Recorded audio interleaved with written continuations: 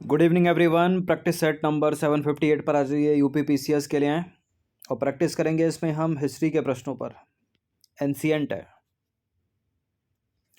चलिए तो बिना किसी देरी के क्वेश्चन नंबर 1 पर आ जाइए। प्लेलिस्ट बना रखी है, डिस्क्रिप्शन बॉक्स में उसका लिंक दे रखा है। निम्नलिखित में से किस संत ने अद्वैतवाद का प्रतिपादन किया? बताइए। शंकराचार्य, रामानंद, कबीर या चैतन्य महाप्रभु? अद्वैतवाद कभी पूछ लेता, द्वैतवाद कभी द्वैताद्वैतवाद, कभी विशिष्टाद्वैत। ठीक है, तो रामानुज को बड़ा पूछता है। रामानुज विशिष्टाद्वैत, यहाँ अद्वैतवाद की बात हो रही है तो शंकराचार्य का नाम याद रखिएगा। क्या कहा था इन्होंने कि ब्रह्म सत्य है और ये जो जगत है ये मिथ्या है। ठीक है, लॉजिक था इनकी बातों में या नहीं? देखिए, आदि गुरु शंकराचार्य ने अद्वैतवाद का प्रतिपादन किया। उनका अद्वैतवाद आत्मा और परमात्मा की एकता पर आधारित है और उनका सिद्धांत था कि ब्रह्म सत्य है और ये जगत जो है मिथ्या है। क्वेश्चन नंबर 2 पर आ जाइए। प्राचीन शहर तक्षशिला निम्नलिखित में से किन दो नदियों के मध्य स्थित था? सिंधु झेलम, झेलम चिनाब, चिनाब रावी, रावी व्यास। थोड़ा दिमाग दौड़ाइए। पहले देखिए कि तक्षशिला की वर्तमान स्थिति है कहाँ पर, भारत में इस समय या पाकिस्तान में? पाकिस्तान में है तो वहाँ पे कौन सी नदियाँ बहती हैं? ये थोड़ा उत्तर या उत्तर पश्चिम की तरफ। देखिए, रावी को तो एलिमिनेट कर दीजिए, व्यास एलिमिनेट कर दीजिए, ये तो होगा नहीं, हिमाचल वाली भारत की हो गई। तो सही संभावना, ज़्यादा संभावना हो रही है सिंधु और झेलम की, ऑप्शन नंबर ए। तो प्राचीन तक्षशिला सिंधु और झेलम नदियों के बीच स्थित था। यह शिक्षा का महान केंद्र था। यहाँ विद्या अध्ययन के लिए देश विदेश से छात्र आते थे और मौर्य काल में यह शहर उत्तरापथ प्रांत की राजधानी रहा। क्वेश्चन नंबर 3 पर आ जाइए। शासक बनने के बाद 12 अध्यादेश जारी करने वाला मुगल बादशाह निम्नलिखित में से कौन था? शासक बनने के बाद 12 अध्यादेश जारी करने वाले मुगल बादशाह का नाम अकबर नहीं है, जहांगीर है। तो मुगल बादशाह जहांगीर ने 1605 में गद्दी पर बैठने के बाद सुशासन सुनिश्चित करने के लिए 12 आदेश जारी किए।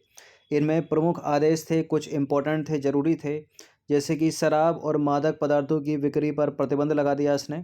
दंड स्वरूप नाक व कान काटने पर प्रतिबंध। ठीक है, किसी को दंड दिया जाएगा तो उसका नाक या कान नहीं काटेगा, किसी की नाक ही काट लो, कान काट लो, ठीक है, तो बचेगा क्या बॉडी में फिर? देखिए, किसानों की भूमि पर जबरन अधिकार पर रोक लगा दी जहांगीर ने। और एक और बड़ा काम किया, गुरुवार और रविवार को कम से कम हफ्ते में 2 दिन पशुओं की हत्या नहीं की जाएगी। ठीक है, पशु हत्या पर पूर्ण प्रतिबंध लगा दिया उसने। तो 2 दिन कम से कम बचते थे पशु 7 में से। क्वेश्चन नंबर 4 पर आ जाइए। मुगल भूमि राजस्व व्यवस्था को दक्कन में किसने लागू किया? मुगल भूमि राजस्व व्यवस्था को दक्कन में लागू किया था किसने? मुर्शीद कुली खां ने। तो मुर्शीद कुली खां ने आइन ए दहसाला प्रणाली को दक्षिण भारत में शाहजहां के शासनकाल में लागू किया था और इस प्रणाली को टोडरमल बंदोबस्त भी कहा जाता है। इसकी शुरुआत जो है अकबर ने की थी 1580 में और यह एक प्रकार की रियायतवाड़ी व्यवस्था थी, क्योंकि इसमें सीधे किसान हर साल लगान देने के लिए उत्तरदायी होते थे। क्वेश्चन नंबर 5 पर आ जाइए। भूमि नापने के लिए दिल्ली सल्तनत काल में कौन सा मापक प्रयोग में लाया जाता था? बताइए। किस्मत ए गल्ला, गल्ला बक्सी, या फिर महसत या गाजी? ये भी गल्ला लिखा है, ठीक है, गला नहीं है, महसत। ठीक है, महसत का प्रयोग होता था। तो दिल्ली सल्तनत में भूमि माप के लिए महसत पद्धति प्रयोग में लाई जाती थी। इस पद्धति की शुरुआत अलाउद्दीन खिलजी ने की थी और बाद में भूमि मापने के लिए गज ए सिकंदरी का प्रयोग किया जाने लगा। तो प्राचीन महसत है, ठीक है, अलाउद्दीन खिलजी ने इसकी शुरुआत की और फिर गज ए सिकंदरी का भी नाम याद रखिएगा, भूमि मापन, दिल्ली सल्तनत। क्वेश्चन नंबर 6 पर आ जाइए। प्राचीन भारत में सबसे पहले किस वंश के शासकों ने द्वैध शासन प्रणाली की शुरुआत की? प्राचीन भारत में सबसे पहले द्वैध शासन प्रणाली की शुरुआत की थी कुषाणों ने। तो प्राचीन भारत में सबसे पहले कुषाणों ने जो है द्वैध शासन प्रणाली की शुरुआत की थी, याद रखिएगा। क्वेश्चन नंबर 7 पर आ जाइए। इनमें से कौन सा शहर फिरोज शाह तुगलक द्वारा स्थापित नहीं किया गया था? ये प्रश्न इंपॉर्टेंट है। देखिए, दो तो बाद थे, याद करने का तरीका, और दो थे पुर, और एक और याद रखिएगा, हिसार, वर्तमान में हरियाणा का हिसार। तो दो बाद कौन से हैं, दो पुर कौन से हैं? बाद हैं फतेहाबाद, ठीक है, फतेहाबाद और फिरोजाबाद, फतेहाबाद और फिरोजाबाद।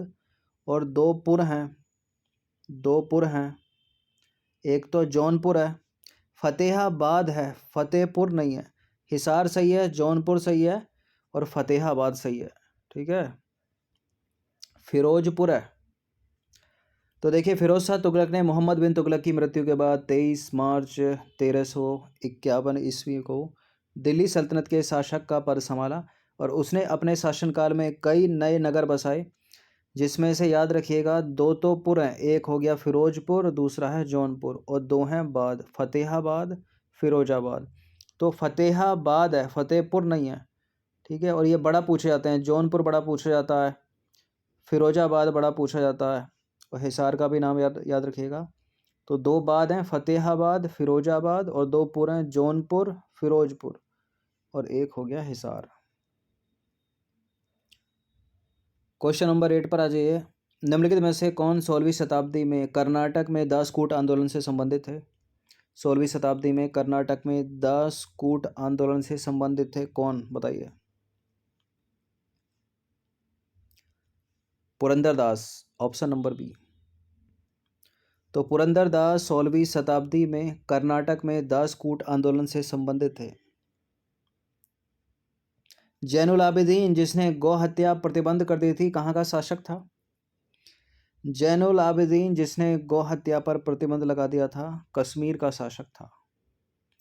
तो जैनुल आबिदीन कश्मीर का शासक था, इसने अपने शासनकाल में गौ हत्या को प्रतिबंधित कर दिया था। इसे कश्मीर का अकबर भी कहा जाता है, अलग से याद रखिएगा, प्रश्न पूछा जा सकता है, ठीक है, या पूछा भी गया हो किसी एग्जाम में, रिपीटेड हो ये कि कश्मीर का अकबर किसे कहा जाता है या था? जैनुल आबिदीन। क्वेश्चन नंबर 10 है। निम्नलिखित में से किसे शेख उल हिंद की पदवी प्रदान की गई थी? शेख उल हिंद की पदवी किसको प्रदान की गई थी, बताइए। किसको प्रदान की गई थी? ख्वाजा मोइनुद्दीन चिश्ती को। तो ख्वाजा मोइनुद्दीन चिश्ती को शेख उल हिंद की पदवी प्रदान की गई थी। इनमें कुछ है नहीं ज़्यादा एक्सप्लेनेशन की आवश्यकता, ठीक है, सीधा सीधे याद रखिएगा इनको। नंबर 11 पर आ जाइए। दिल्ली के किस सुल्तान ने सिकंदर सानी की मनोपाधि धारण की थी? कौन है सिकंदर सानी? बाजार नियंत्रण व्यवस्था वाला है, अलाउद्दीन खिलजी। तो दिल्ली के सुल्तान अलाउद्दीन खिलजी ने सिकंदर सानी की उपाधि धारण की थी। क्वेश्चन नंबर 12 पर आ जाइए। निम्नलिखित में से किस वंश के सुल्तानों ने सबसे अधिक समय तक देश में राज्य किया था? प्रश्न इंपॉर्टेंट है और रिपीटेड भी है, और इस टेस्ट सीरीज में तो हमने कई बार बनाया होगा। सबसे अधिक समय तक शासन किया था तुगलक वंश ने, उसके बाद गुलाम वंश ने। तो तुगलक वंश ने जो है 94 वर्षों तक शासन किया था सबसे अधिक, और गुलाम वंश या दास वंश ने 84 वर्षों तक शासन किया। लोधी वंश ने 75 वर्षों तक शासन किया, और फिर खिलजी वंश ने 30 वर्ष तक शासन किया। अगर थोड़ा टफ कर देगा एग्जामिनर तो डिक्रीजिंग इंक्रीजिंग ऑर्डर डाल देगा, ठीक है, घटते हुए क्रम में सजाना है इन वंशों को इनके शासनकाल के क्रम में। तुगलक वंश सबसे पहले, उसके बाद आएगा गुलाम वंश, गुलाम नहीं होगा तो लोधी आएगा, लोधी के बाद आएगा खिलजी। क्वेश्चन नंबर 13 पर आ जाइए। निम्नलिखित नामों में से उसे पहचानिए जो हुमायूं के भाइयों में से किसी का नाम नहीं है। देखिए, 4 नाम याद रखना हुमायूं को मिला के, कामरान, अस्करी, हिंदाल और हुमायूं। उस्मान कोई नाम नहीं है, उसका भाई नहीं था उस्मान नाम का।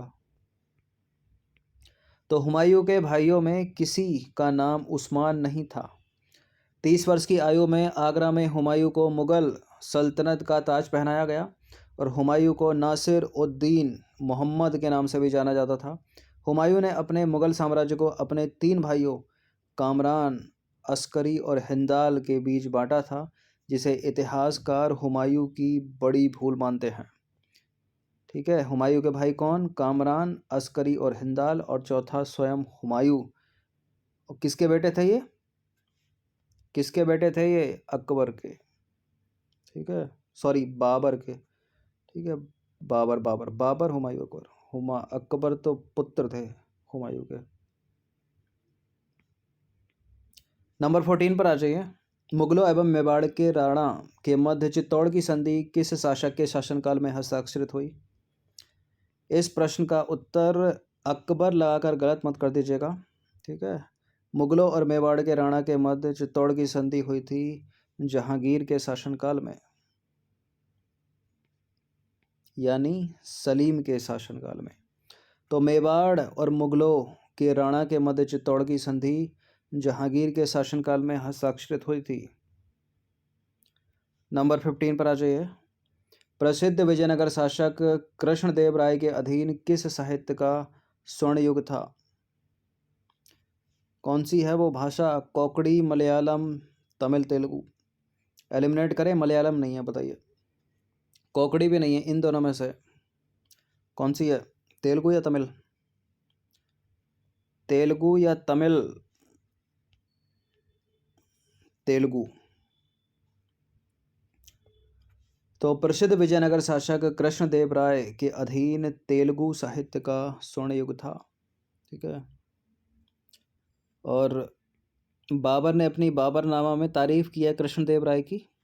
ठीक है, महानतम शासक बताया है कृष्णदेव राय को दक्षिण भारत का। चलिए, तो 15 प्रश्न थे एंशिएंट हिस्ट्री के, इनकी प्रैक्टिस एक बार कर लीजिएगा। धन्यवाद।